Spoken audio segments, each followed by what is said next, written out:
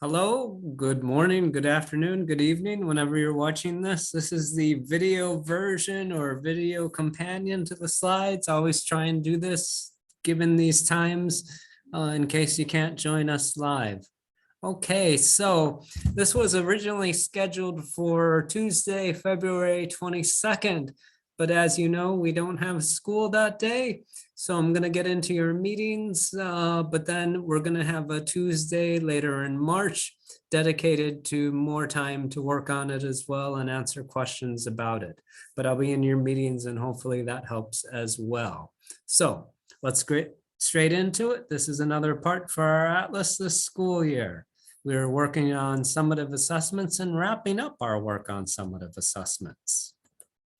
As you know, I'm always going to point out everything on this famous site, your Atlas purpose statement, your strategic plan, your expectations, the Tuesday slides, and the status checkout sheet. So strategic plan, click on it. And it says right here, this school year, we will finish our look at summative assessments. Again, this is a definition that we came up with in 1920. And it says this school year, we will adapt all our summative assessments per the new definition. So today we'll talk about what does that mean. Okay, if you click on Atlas expectations, everything due in yellow is highlighted and it says in every unit, upload or shared drive link an updated summative assessment that matches our definition.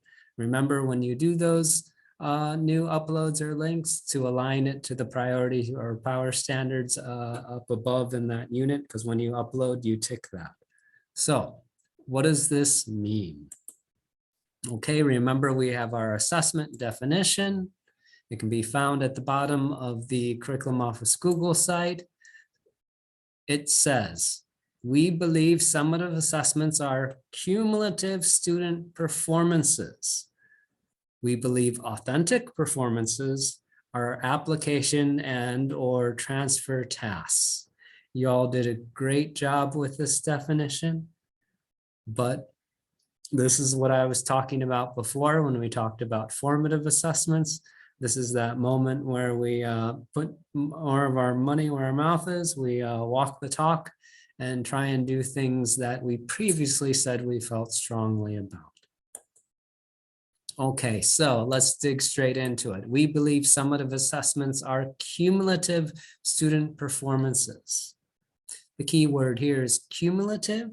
To keep it as uncomplicated as possible, we can define cumulative as it assesses the taught standards. I think that's easy. I mean, your summative assessments are already doing that, but I think this word's important, taught. You know, when you do give your summative assessments, make sure they're flexible enough. So if you didn't teach that part, that you're not assessing that part, or even you did teach that part and it didn't go so well, you had an off day, it didn't go as planned, would it be fair to not assess that time too? I'd say, yeah. So consider that each school year when you do issue your summative assessments, even though the original source document might have everything in it. Okay, authentic. We believe authentic performances. We believe authentic performances are application/transfer tasks, application/transfer. Okay, so there's a bunch of resources in another slide. You can click on it and read more about these things. We did a lot of work deciding what this should be 2 years ago. So to keep it uncomplicated, authentic. Authentic means it should be a direct, real world relevant scenario. I think the key word here is relevant.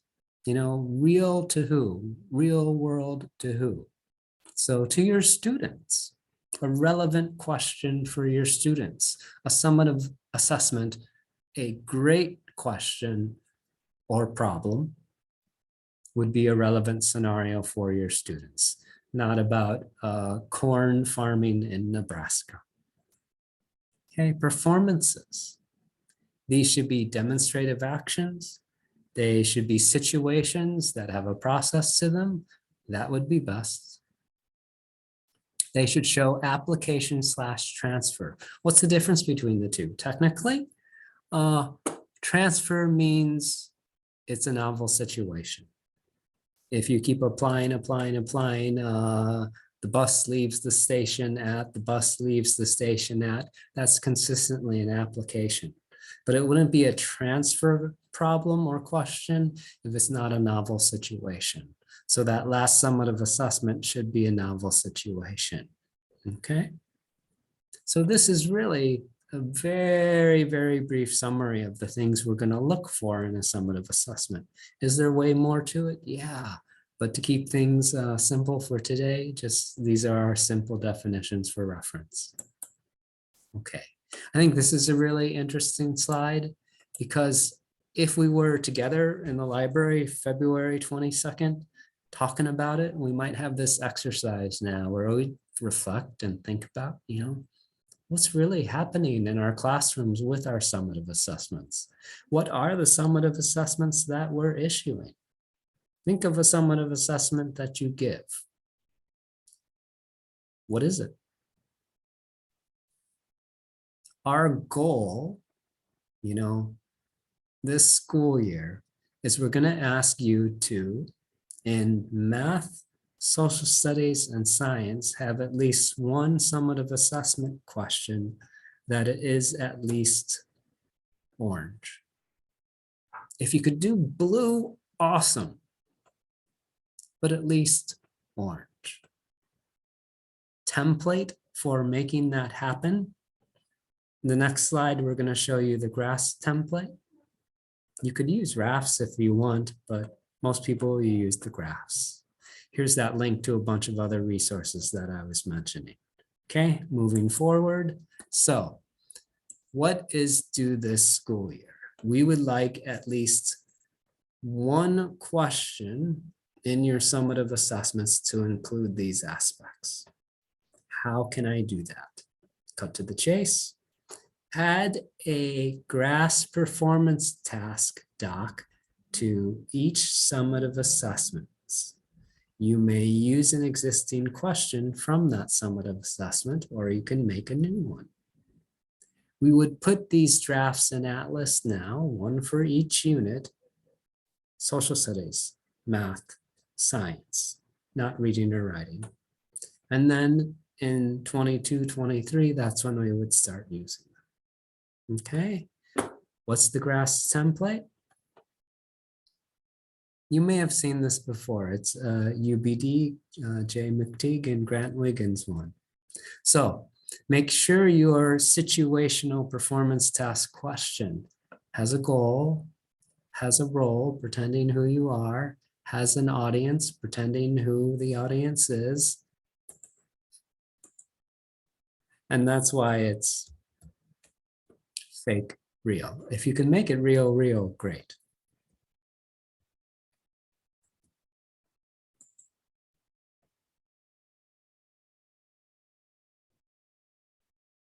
Have that situation and describe that performance or purpose. And then at the bottom would be whatever standard you're covering. But GRASP is the most important.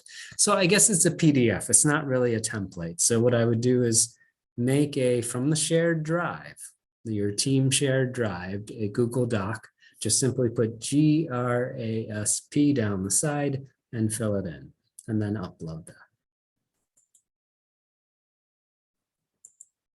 Okay, here's an example. So here's, you all know, you have your end of module assessment. Okay, this is from Eureka Math or New York Engage. And it has this kind of word problem. Okay, now it's cool. A lot of you guys have been listening to the PD with Irma and taking into consideration what she was talking about in terms of making it relevant, in terms of creating richer problems. So what this teacher did, or this teacher team did, is they took this original and then they added a teacher-made one.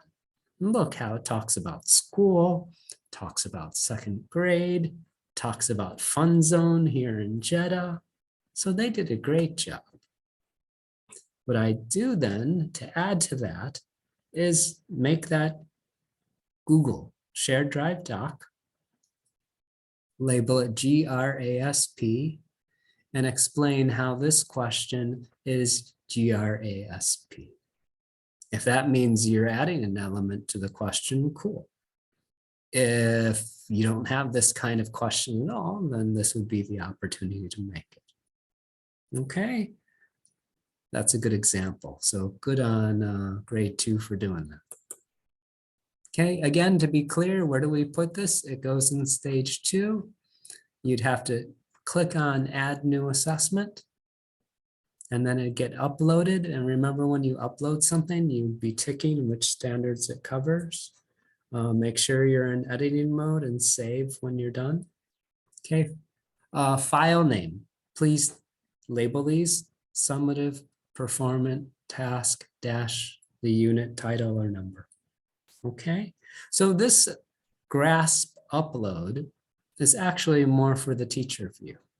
Okay, but again, if you don't have that question in your summative assessment yet, that's something that you would need to add in the student view of the summative assessment next school year. This school year for checkout, we're just looking for the GRASP doc.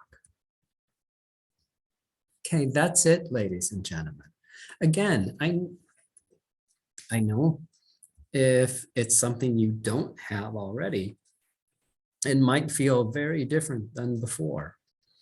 But if it is something you do have already or a variation of, it should be further cementing and saluting you for doing a good job and doing the right thing.